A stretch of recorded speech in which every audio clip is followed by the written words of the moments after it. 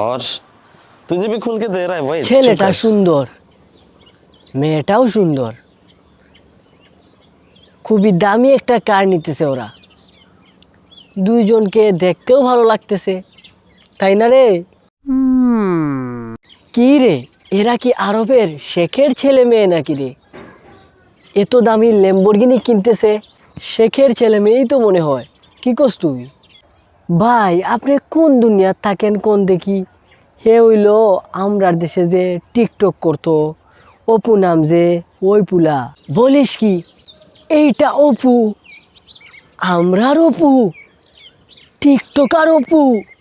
হায় রে ভাই রে, জীবনে টিকটক না করে কি ভুলটাই না করছি।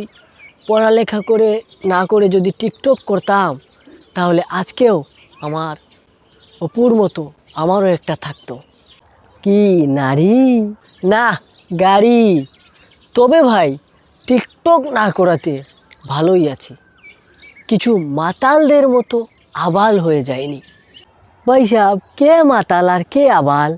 কেন আবার এই যে অমর, সারা জীবন সে টিকটক করে আসলো, আর এখন তার ভিডিও দেখবেন আপনারা, তার ভিডিওতে সে নিজেই টিকটকার হয়ে অন্য টিকটকারদের ফাটিয়ে দিতেছে। আরে ও তো শুধু ক্রিঞ্জ টিকটকারদের ভরে।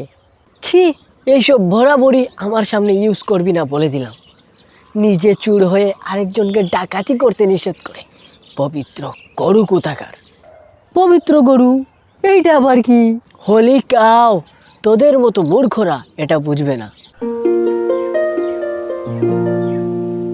আর এর ভিডিও যারা দেখে বন্ধুরা, এরা হচ্ছে পুরাই অন্ধভক্ত, বর্তমান সমাজের পীরদের মুরিদদের মতো।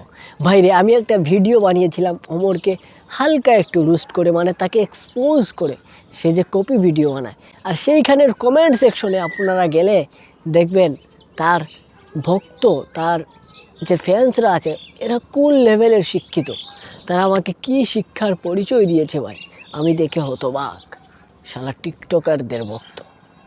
আপনি যে এত কথা বলতেছেন, আপনি নিজেই তো টিকটক করেন। আরে দূর দূর, ওটা আমার আইডি না, ওটা আমার ছোটো ভাইয়ের বড় ভাই চালায় আর কি রে ভাই। আর তুই যা এখান থেকে, যা যা এখান থেকে, পুরা 3 দিন আমার সামনে আসবি না, বেটা বদ কোথাকার, যা গোবর খা।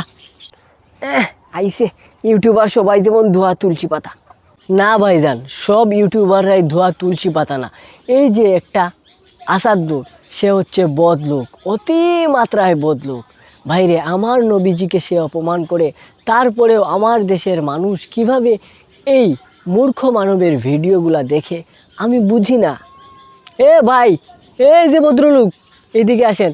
ভাইজান এই যে আসাদ নূর আছে না, ওরে কি করা যায় বলেন তো?